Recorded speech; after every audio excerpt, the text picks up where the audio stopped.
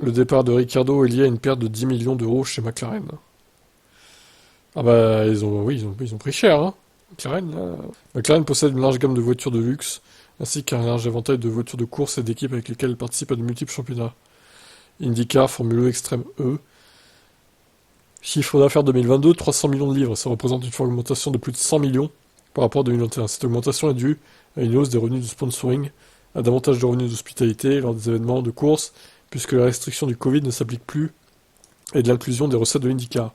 Elle n'a pas été rentable, du moins la branche F1 de McLaren Limited a enregistré une perte comme l'année dernière. Speed Café a interprété les chiffres annuels de la marque de course automobile et a constaté une perte de 9 millions de livres, ça fait 10 millions d'euros environ.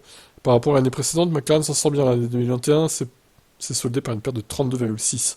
En jugé par ce que McLaren a écrit dans le rapport des pertes, le fait de garder Ricciardo aurait entraîné une perte beaucoup moins importante. Ricciardo n'a pas quitté McLaren par choix en 2022, mais l'équipe a racheté son contrat, libérant ainsi de la place pour Piastri.